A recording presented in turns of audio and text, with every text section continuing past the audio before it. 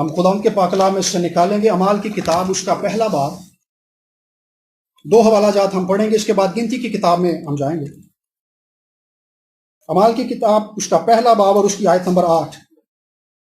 لیکن جب روح القدس تم پر نازل ہوگا تو تم قوت پاؤ گے، اور یروشلیم اور تمام یہودیہ اور سامریہ میں بلکہ زمین کی انتہا تک میرے گواہ ہوگے، آمین۔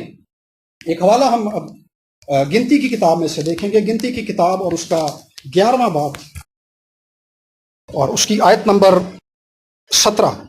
اور میں اتر کر تیرے ساتھ وہاں باتیں کروں گا، اور میں اس روح میں سے جو تجھ میں ہے کچھ لے کر ان پر ڈال دوں گا، اور وہ تیرے ساتھ قوم کا بوجھ اٹھائیں گے تاکہ تو انہیں اکیلا نہ اٹھائے، آمین۔ 2 حوالہ جات ہم نے بائبل مقدس میں سے پڑھے ہیں، اور دونوں حوالہ جات میں جس چیز کو ہائی لائٹ کیا گیا ہے، جس چیز کا ذکر کیا گیا ہے، وہ روح القدس ہے۔ خداوند یسوع مسیح نے آسمان پر جانے سے پہلے کہا کہ جب روح القدس تم پر نازل ہوگا تو تم قوت پاؤ گے۔ اور جو دوسرا حوالہ ہم نے پڑھا یہ گنتی کی کتاب میں سے ہے، خدا نے موسیٰ سے کہا کہ تو اسرائیل میں سے 70 بزرگوں کو چن لینا، اور جو تیرے بعد جو ہے اسرائیل کی لیڈرشپ کو سنبھالیں گے اور اسرائیل کے معاملات کو ڈیل کیا کریں گے، فیصلے کیا کریں گے قوم کے، اور میں اپنے روح کو ان پر انڈیلوں گا، اور وہ میرے روح سے تعلیم پا کر میری قوم کا انصاف کریں گے، میری قوم کی لیڈرشپ کو سنبھالیں گے۔ یہ دونوں باتیں جڑی ہوئی ہیں کہ بغیر روح کی قوت کے بغیر وہ قوم کے بوجھ کو نہیں اٹھا سکتے، وہ بغیر روح کی قوت کے اپنی ذمہ داری کو ٹھیک سے نبھا نہیں سکتے۔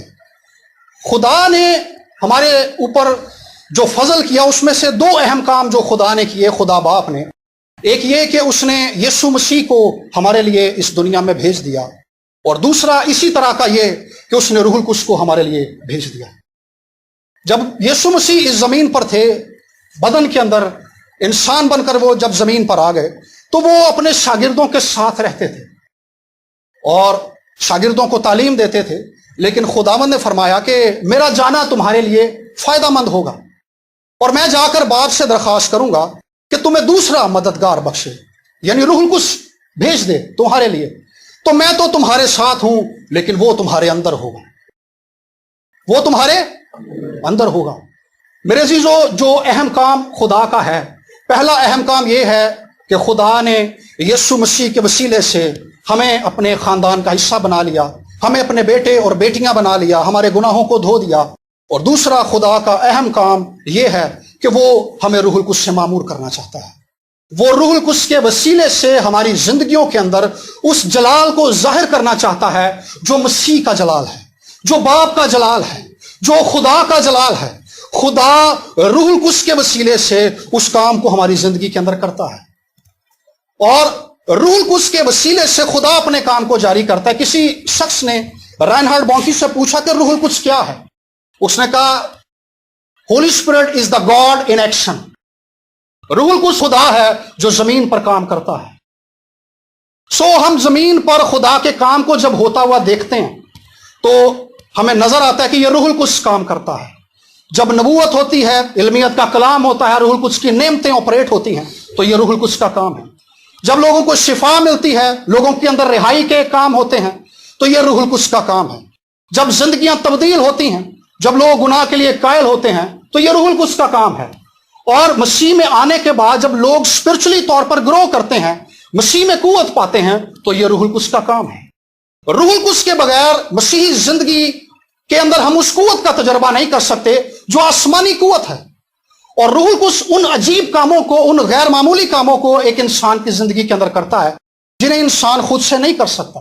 پیدائش کی کتاب کے پہلے باب کی 2 آیت کو پڑھیں تو وہاں پر لکھا ہے کہ زمین ویران اور سنسان تھی، اور گہراؤں پر اندھیرا تھا، اور خدا کی روح پانیوں پر جنبش کرتی تھی۔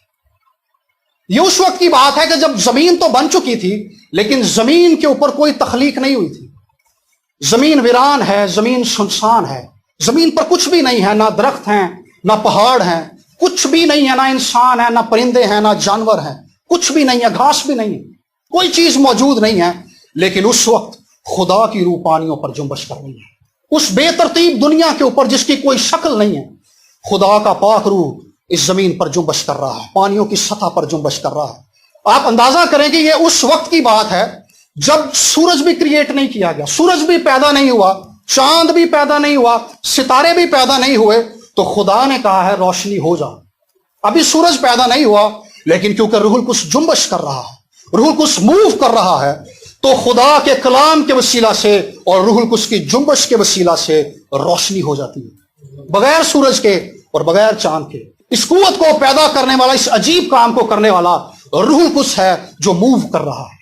सो मेरे अजीजों, जहां रूहुल कुछ होता है वहां पे अजीब और जलाली काम होते हैं। रूहुल कुछ मौजज़ात का रूह है, रूहुल कुछ शिफा का रूह है, रूहुल कुछ जिंदगी का रूह है, रूहुल कुछ खुदा का रूह है, रूहुल कुछ यीशु का रूह है, रूहुल कुछ नजात का रूह है, रूहुल कुछ वो रूह है जो अजली रूह है जिसके वसीला से खुदा ने यीशु मसीह को, पौलुस कहता है, मुर्दों में से जिंदा किया।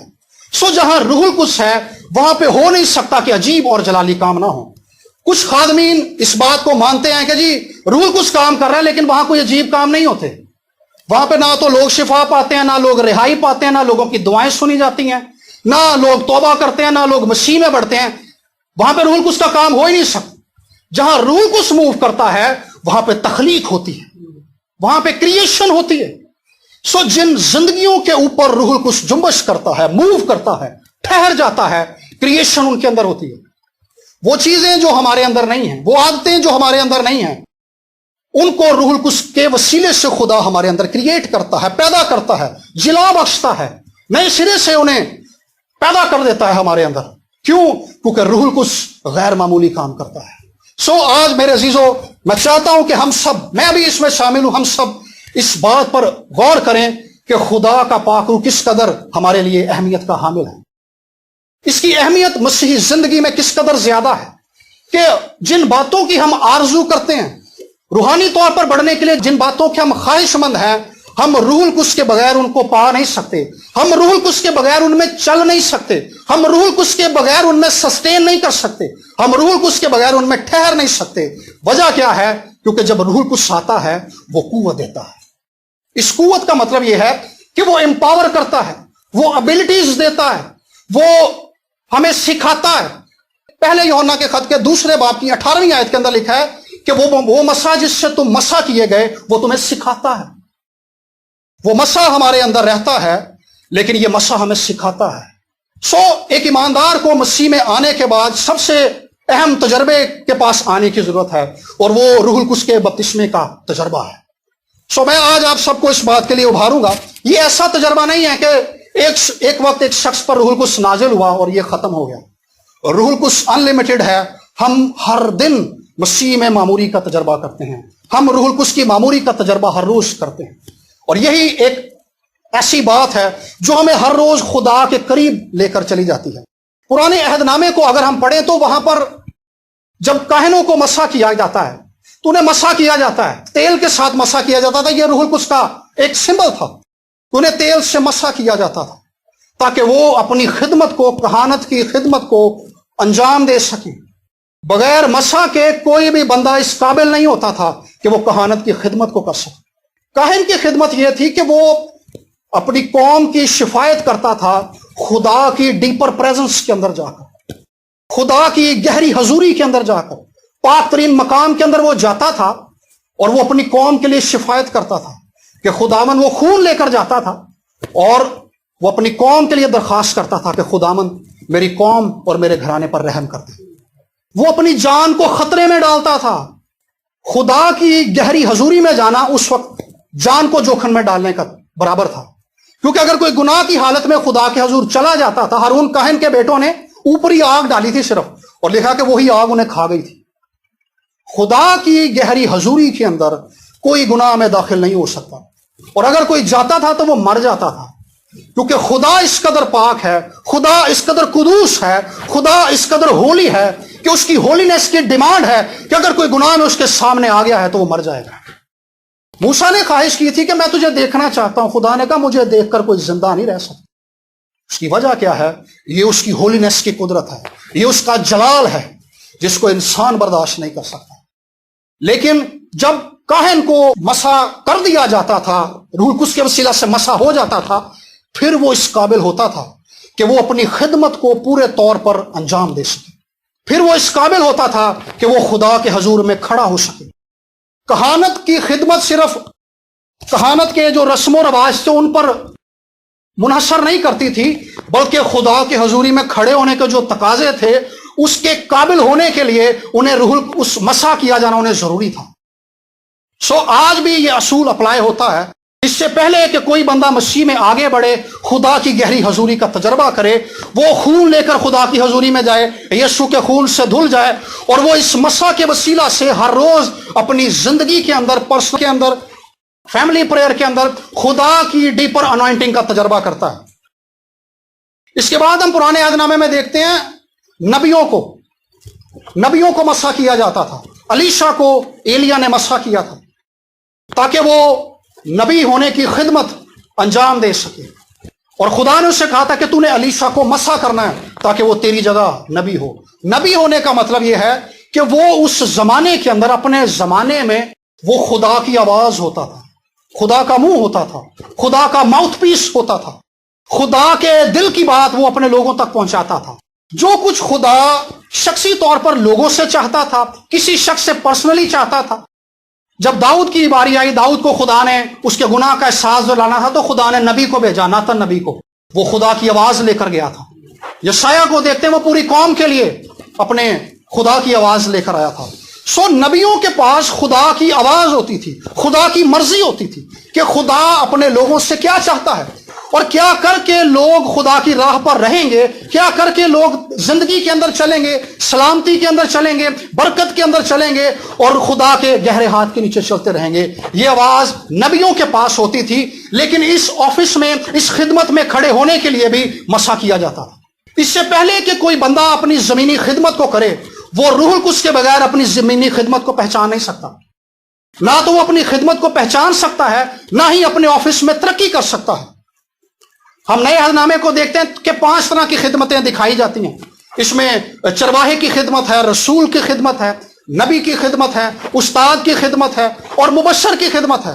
یہ 5 خدمتیں ہیں جو فنکشن کرتی ہیں کلیسیا کے اندر۔ اور پرانے عہد نامے کے اندر جو تھی، میں نے جیسے پہلے بتایا کہ کاہنوں کو مسح کیا جاتا تھا، نبیوں کو مسح کیا جاتا تھا، اور ابھی ہم نے پڑھا لیڈرز کو مسح کیا جاتا تھا۔ اسرائیل کے 70 بزرگوں کو مسح کیا جا گیا ہے۔ داؤد کو بادشاہ ہونے کے لیے، لیڈرشپ کے لیے مسح کیا گیا ہے، اور خدا کی روح قاضیوں پر نازل ہوتی تھی۔ شمشون پر ہم دیکھتے ہیں کہ خدا کی روح نازل ہوتی تھی، روح القدس نازل ہوتا تھا۔ یہ خدمت کے خاص آفیسز تھے، خدمت کے خاص حصے تھے جن کو کرنے کے لیے ضروری تھا کہ کوئی بندہ روح القدس کے گہرے تجربے سے گزرے، روح القدس سے معمور کیا جائے۔ جب تک کوئی بندہ اس زمین پر روح القدس کے ساتھ چلتا نہیں ہے، روح القدس کے بپتسمے کا تجربہ اسے نہیں ہوتا، روح کی معموری کا تجربہ نہیں ہوتا، نہ تو وہ اپنی خدمت کو پہچان سکتا ہے، نہ ہی روح القدس کے وسیلہ سے وہ تعلیم یافتہ ہوتا ہے، نہ ہی روح القدس کے وسیلہ سے وہ قوت پاتا ہے، نہ ہی روح القدس کے وسیلہ سے گواہی دینے کے قابل ہوتا ہے۔ وہ ہم نے پڑھا جب روح القدس تم پر نازل ہوگا تو تم قوت پاؤ گے، اور یروشلم اور پھر زمین کی انتہا تک میرے گواہ ہوگے۔ خدا کا یہ مسح ایمانداروں کو اس قابل کرتا ہے کہ وہ خدا کے حضور کھڑے ہونے کے قابل ہوں، اور خدا اس مسح کے وسیلہ سے انہیں تعلیم دے کہ وہ خدا کی خدمت کرنے کے قابل ہو جائیں۔ یہ مسح تعلیم دیتا ہے، یوحنا کے خط کے اندر لکھا ہے۔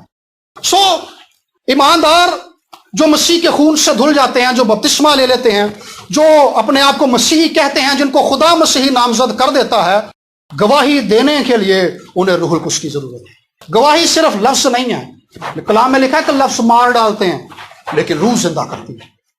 اور خداوند یسوع مسیح نے کہا تھا جو کلام میں نے تم سے کیا یہ روح ہے۔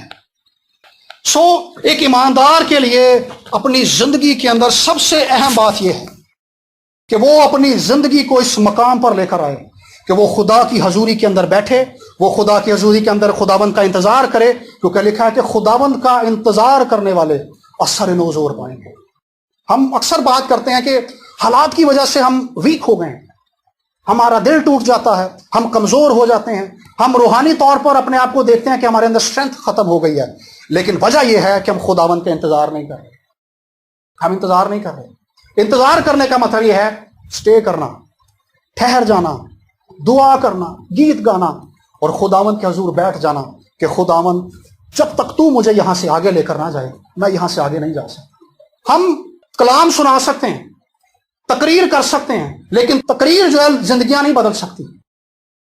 जिंदा कलाम जिंदगियों को तब्दील करता है, जिंदा कलाम जिंदगियों को मुतहर्रिक करता है, जिंदा कलाम जिंदगियों को तब्दील करता है, जिंदा कलाम रूहुल कुद्स से मामूर कर देता है, जिंदा कलाम जिंदगियों को एम्पावर करता है, जिंदा कलाम जिंदगियों को आगे बढ़ने के लिए नई राह दिखाता है।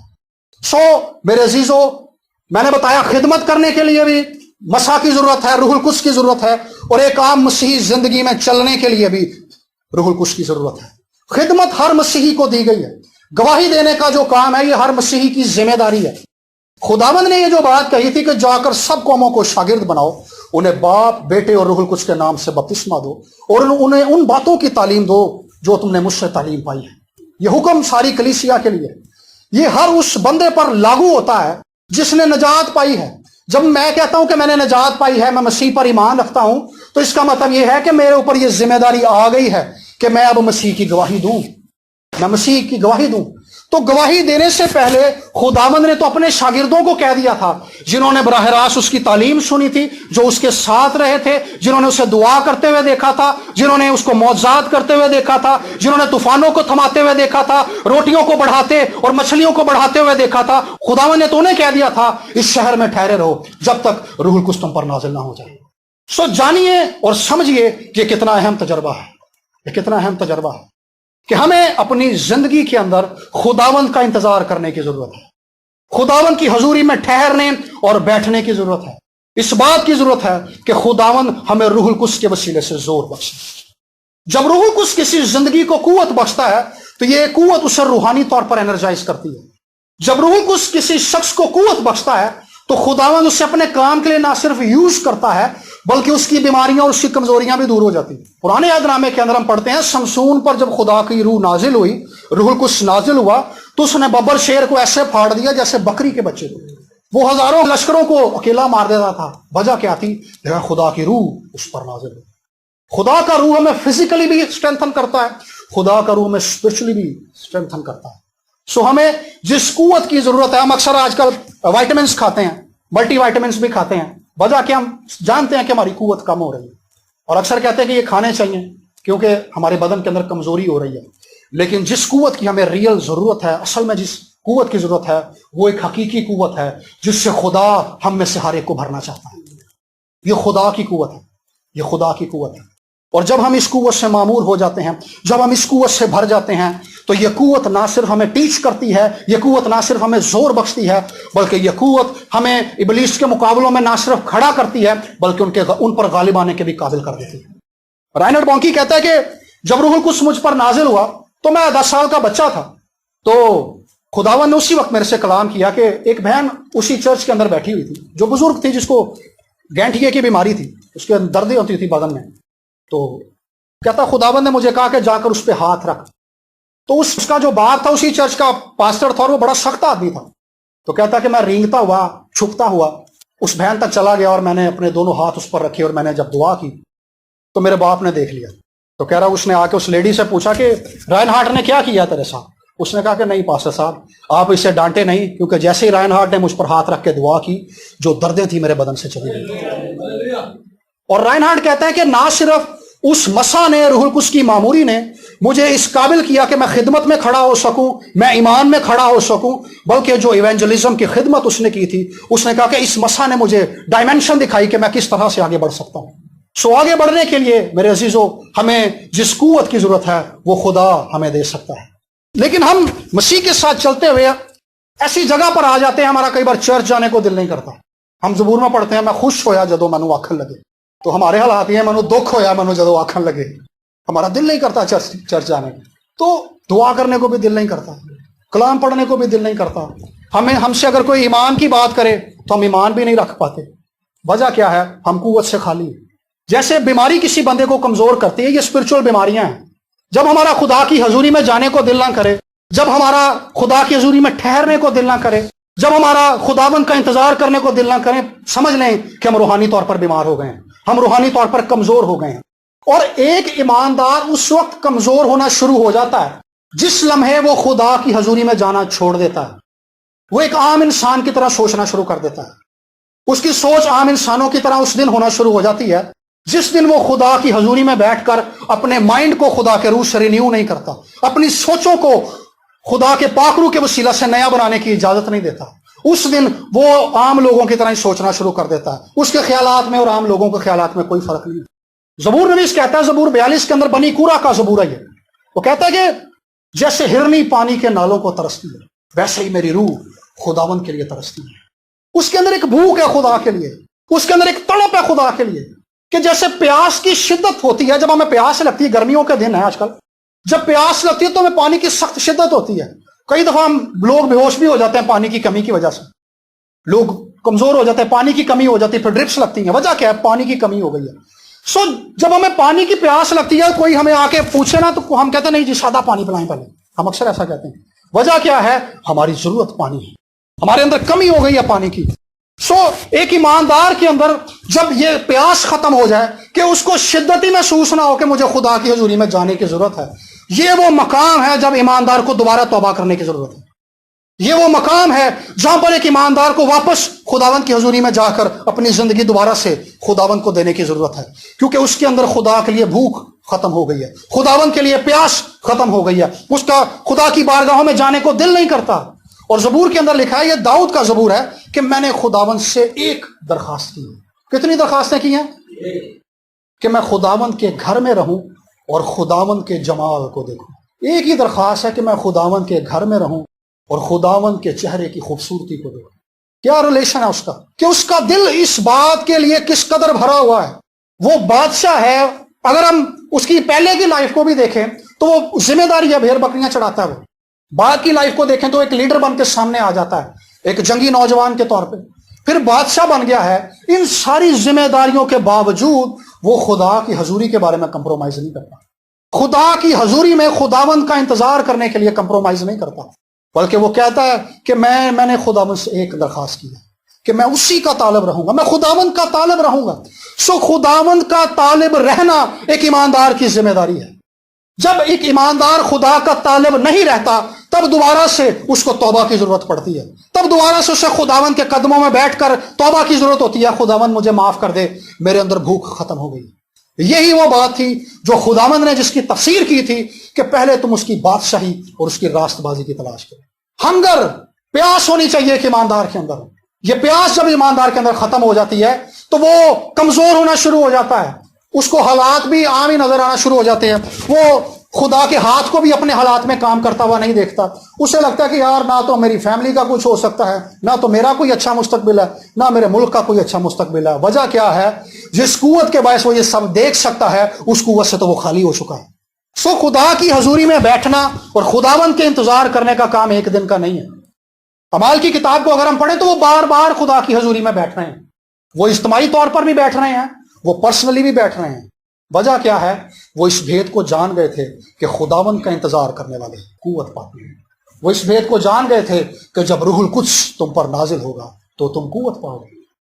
روح القدس کسی ایماندار کو اس قابل کرتا ہے کہ وہ خدا کے پلانز کو سمجھ سکے۔ آج پاس شاید کلام سنا رہے تھے کہ خدا اس سے پہلے کہ اس کائنات کو بناتا، خدا کے پاس ایک پلان تھا، لیکن جب ہم خدا کے پلان کو چھوڑ کے اپنے پلان کے اندر چلنا شروع کرتے ہیں تو ہم خدا کی تحقیر کرتے ہیں، ہم خدا کو ڈس آنر کرتے ہیں، ہم خدا کی بےزتی کرتے ہیں کہ ہم اس اعلیٰ اور افضل منصوبے کو چھوڑ کے اپنے جو انسانی منصوبے ہیں، جو محدود منصوبے ہیں، ان کی پیروی میں چل رہے ہیں۔ لیکن جو ایماندار خداوند کا انتظار کرتا ہے، جو ایماندار خدا کے حضور میں بیٹھتا ہے، روح القدس کا طالب ہوتا ہے، خدا اسے اس قابل کرتا ہے کہ وہ نہ صرف خدا کے پلانز کو سمجھ سکے بلکہ انہیں دیکھ سکے اور اپنی زندگی اور اپنے آنے والے مستقبل میں انہیں پورا ہوتے ہوئے اسی زمانے میں دیکھ لے۔ حبقوق کہتا ہے اسی زمانے میں اپنے کام کو بحال کر، کیونکہ وہ جانتا ہے، اس نے دیکھ لیا تھا خدا کے پلان کو۔ خداوند کا روح القدس ہمیں اس قابل کرتا ہے خدا کے پلانز کو دیکھ سکیں اور ان میں چل سکیں، ان میں کھڑے ہو سکیں۔ اگر ہمیں خدا کا منصوبہ ایک فینٹسی لگتی ہے، ایک سٹوری لگتی ہے، ایک کہانی لگتی ہے صرف، تو اس کا مطلب یہ ہے کہ ہم قوت سے خالی ہیں، ہمیں قوت کی ضرورت ہے۔ لیکن قوت سے پہلے ہمیں مسیح کے خون سے دھل جانے کی ضرورت ہے، مسیح کے خون سے دھل جانے کی ضرورت ہے۔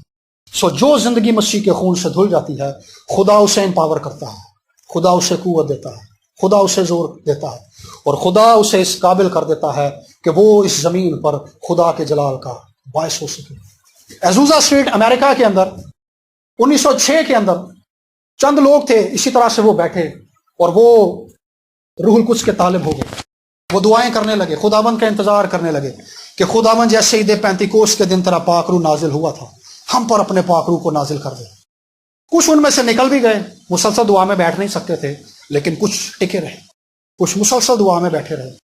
اور وہ ایک روح القدس کی ایک ایسی بیداری تھی جس نے 19ویں صدی کے آغاز ہی سے 19ویں صدی کو اپنی لپیٹ میں لے لیا، اور وہ بیداری پینٹیکوسٹل بیداری کے نام سے آج بھی جانی جاتی ہے۔ یہ پینٹیکوسٹل کلیسیاؤں کا ایک وجود تھا جس کو خدا نے پھر سے ریوائیو کیا تھا، اور یہ بیداری پھیل گئی، اور وہ ایک ایسی زبردست بیداری تھی کہ ایزوزا اسٹریٹ کے علاقے کے اندر لوگ بتاتے ہیں کہ جیسے ہی ہم ٹرین سے اترتے تھے ایزوزا اسٹریٹ کے اسٹیشن پہ، تو لوگ آہو بکا کے ساتھ، آنسوں کے ساتھ، گڑ گڑا کے ساتھ توبہ کرتے تھے۔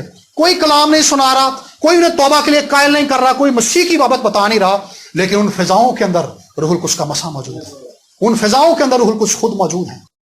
اور اس زبردست بیداری کے اندر لوگوں نے لوگوں کے اعضاء آنکھوں سے نکلتے ہوئے دیکھے، صرف کونی تک ہاتھ ہے، لیکن لوگوں نے کھلی آنکھوں سے دیکھا کہ ہاتھ نکل رہا ہے، لوگوں نے آئی بال بنتے ہوئے دیکھے ہیں۔ وجہ کیا ہے؟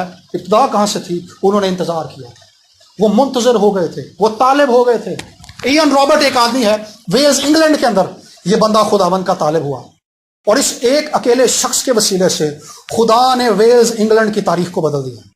اور وہ ایک ایسی زبردست بیداری تھی، روح القدس کی ایک ایسی تحریک تھی جس کے اندر سینماز بند ہو گئے، جن کے اندر فٹ بال سٹیڈیمز بند ہو گئے، کسینو بند ہو گئے، شراب خانے بند ہو گئے، اور لوگ جو تھے وہ ایک اوپن میٹنگ ہوتی تھی، جیسے گلی ہے ہماری، وہاں پہ لوگ جمع ہو جاتے تھے، اور جو وہاں پر آتا تھا اس ورشپ کے وسیلہ سے وہاں پر 19 گھنٹے کی باتیں ہوتی تھی، کیونکہ جب لوگ آ جاتے تھے پھر وہ بھول جاتے تھے کہ ہم نے گھر واپس بھی جانا ہے۔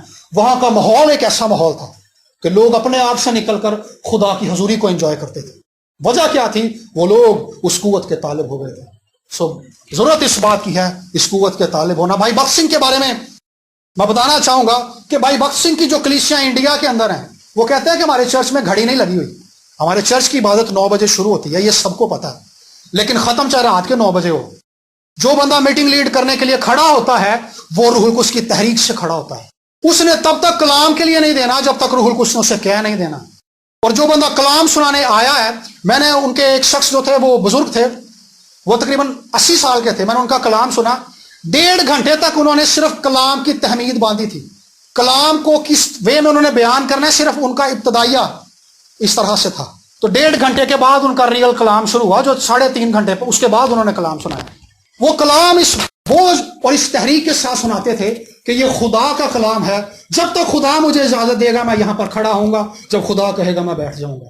وہ روح القدس کو آنر کرتے تھے، وہ روح القدس کو جانتے تھے، اور وہ اس قوت سے معمور تھے کیونکہ انہوں نے اس قوت کا تجربہ کیا تھا۔ میرے عزیزو، ہمیں آج اس قوت کی ضرورت ہے۔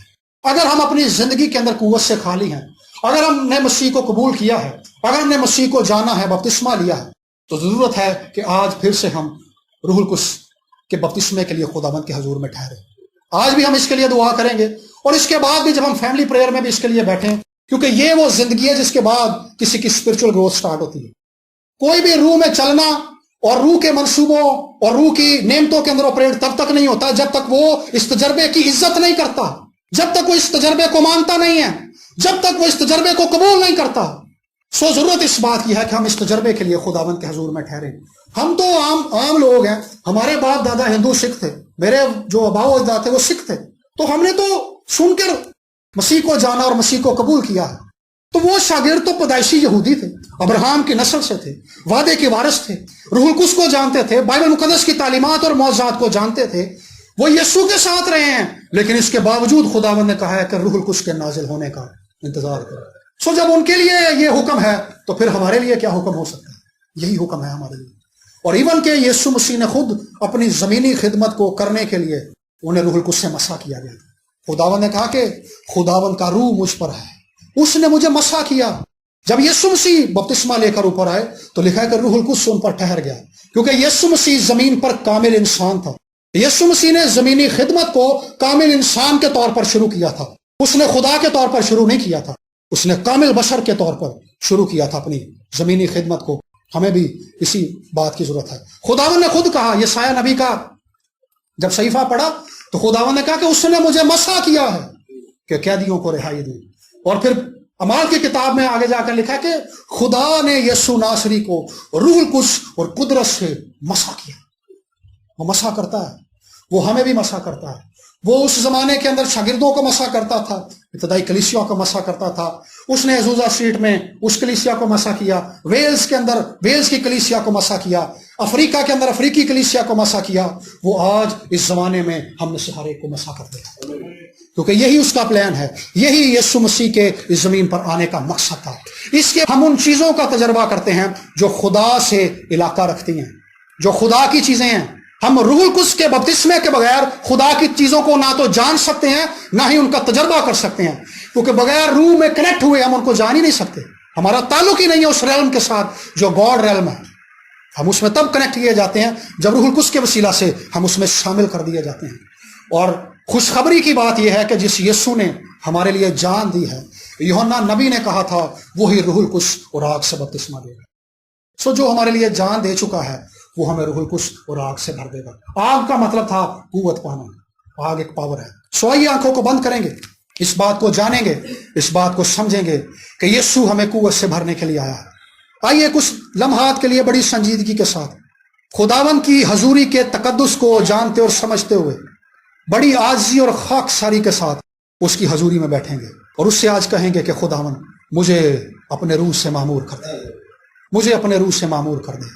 और ये वो तजर्बा है जिसकी हर रोज एक ईमानदार को जरूरत होती है। आइए कोई किसी की तरफ नहीं देखेगा, पर्सनली तौर पर हम यीशु से बात करेंगे। और इससे पहले कि कोई बंदा रूहुल कुद्स से मामूर किया जाए, आप अगर इस बात को जान चुके हैं कि रूहुल कुद्स की मामूरी एक अहम तजर्बा है, तो जरूरी है कि आप इससे पहले इस बात को भी ये जानिए कि खुदा रूहुल कुद्स से उनको मसा करता है जो अपनी जिंदगियां यीशु को दे देते हैं, जो यीशु मसीह को अपना नजात दहिंदा मान लेते हैं, जिनकी जिंदगियां यीशु के खून से धुल जाती हैं। खुदा उन्हें इस काबिल कर देता है कि वो रूहुल कुद्स से भर जाएं, वो रूहुल कुद्स के तालिब हो जाएं। आइए कुछ लम्हात के लिए हम खुदावंद से बात करेंगे और दुआ करेंगे, सब दुआ करेंगे। मैं चाहता हूं, मैं आपकी आवाजें सुनना चाहता हूं। हम आवाजों को खुदावंद के हुजूर बुलंद करेंगे और उससे कहेंगे कि खुदावंद मुझे रूहुल कुद्स से मामूर कर दे, मुझे रूहुल कुद्स से मसा कर दे। जैसे तूने यीशु नासरी को रूहुल कुद्स और कुदरत से मसा किया, खुदावंद मुझे भी रूहुल कुद्स। और आप दुआ कीजिए, मैं देख रहा हूं कि खुदावंद का पाक रूह यहां पर आ रहा है। खुदावंद की गहरी अनॉइंटिंग यहां पर होल्ड कर रही है, जिंदगियों के ऊपर छा रही है। रिबा रामान तालाबा राबा शाला लबा खरामा राबा रियो खोरिया। अगर आपको इब्लीस ने इस चीज के अंदर दबा रखा है कि मसा की जरूरत नहीं है, रूहुल कुद्स के बपतिस्मे की जरूरत नहीं है, गैर जुबानों की जरूरत नहीं है, तो आप गुमराह हैं। आप तौबा कीजिए ताकि आप कुव्वत से मामूर किए जाएं। शिबरा बान तलाबा खरामा रबा राबोरा संथला बाराबा। खुदावंद आज तेरी मिन्नत करते हैं खुदावंद कि खुदावंद तू अपने मसा को इस जगह पर उड़ेलना शुरू कर खुदावंद, और रूहुल कुद्स से मामूर करना शुरू कर खुदावंद। तेरी मिन्नत करते हैं, तेरी मिन्नत करते हैं खुदा।